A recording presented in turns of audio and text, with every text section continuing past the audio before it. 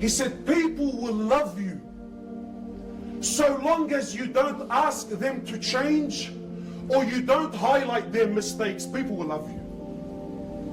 But as soon as you ask someone to change, as soon as you highlight the mistake in someone, what happens? What happens? We naturally, our nafs doesn't like it.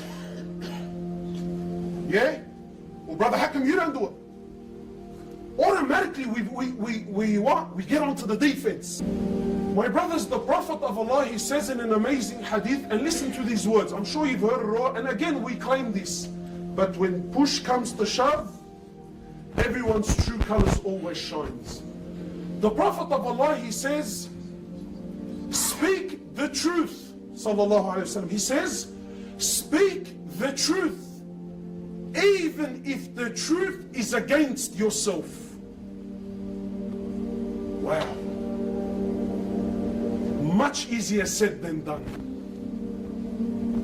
You know, my brothers, I've been, as someone that works in da'wah, and you become someone that the community opens up to. This guy calls you, he has a marriage problem, this guy's got some issue. Yeah, you somewhat get involved in people's personal lives. So again, I'm sure all of you here now, all of you believe that, brother, I stand for haqq and for truth and for justice always. The Prophet of Allah, he says, you speak the haqq and you stand for the haqq even if the haqq is against yourself. Not only it's against yourself, brother. Maybe some of you is ready to stand for haqq if it's against him. Not only against yourself, but even if the haqq happens to be against your father, against your mother, against your brother, against the boys, against your own children, even if the haqq is against the Muslims. I think, what? Against the Muslims? Even if the haqq is against the Muslims and you know that that's the haqq, you have to stand for the haqq. You don't stand for the Muslims at that point. You see, when I tell you stand for the haqq, everyone here, and this is how shaitan works, and this is how I caught myself out.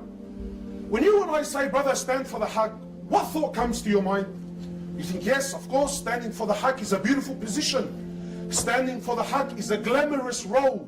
Standing for the haqq is something that if I do it, that people will honor me and people will glorify me to somewhat extent. True or not? And you and I, when we say stand for the haqq and we put scenarios forward, we put such scenarios that anything other than standing for the haqq makes you look like a fool. So to your mind, you think, yeah, of course, absolutely I stand for the haqq. But the truth is, my brothers, standing for the haqq is a very bitter pill that when it comes to your mouth, most of us, we spit it out. Standing for the haqq, don't think standing for the haqq is something glamorous. Don't think you becoming someone that always speaks the truth and always takes the right stance. Don't you dare think that you becoming this person is going to make you someone that's loved in your community. Look at the Prophet of Allah. He became the most hated. Why? Why, sallallahu alayhi wasallam? They knew he was honest. They knew he was...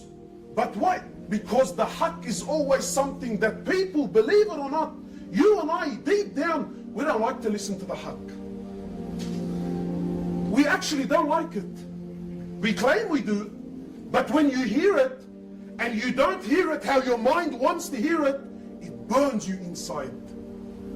Some time back, and wallahi there's a purpose to why I'm mentioning this story, I did a little video about Muslims ripping the welfare system, and so when we released it, wow, the backlash from the Muslim community, backlash. Brother, that's a bad go, and you disgraced Islam, and how dare you speak about us like this? And anyway, of course there was people who loved it and people that disliked it. Anyway, so subhanallah, of the very bad feedback, only 3 people actually came to tell me, like the old expression, they have lots to say about you, but nothing to say to you. It's amazing. This concept is amazing. They have lots to say about you, but to say to you, they've got nothing. Anyway, very few brothers actually were man enough to call me and get through and say to me, brother, your video really upset me. Subhanallah, and my point is not this particular subject, but just to highlight, all the ones that contacted me are religious brothers with beads. He said to me, brother, how come you're mentioning this topic, and why did you bring this up, and and you've disgraced us publicly. And I said to him, brother, did I say anything wrong? He said to me, no, you didn't. You said everything that you said was truthful. I said, then why are you bothered? He said, you know, how are people going to look at us? Akhi, are you concerned how people look at you, or are you concerned about speaking the truth and standing for the truth? Anyway, so after this incident, I became very upset. Why? Because one of the brothers, he said to me, you know, you disgraced Islam. I said to him, brother, do you think I wake up in the morning and I say to myself, how am I going to disgrace my deen? Anyway, wallahi, there's a reason why I've mentioned this whole story.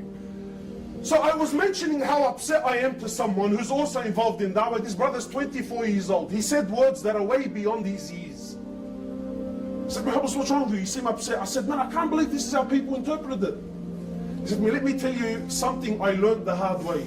Please, my brothers, this is advice for yourself in your own life. This is advice for the topic of truth. I said, what's that?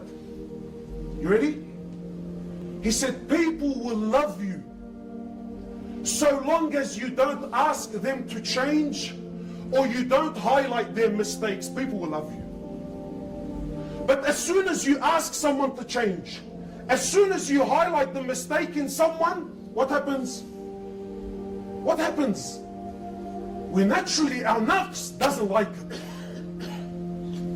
Yeah? Well, brother, how come you don't do it? Automatically, we get onto the defense. We try to change the topic, even though what the brother said is right. You know, I really am in the wrong.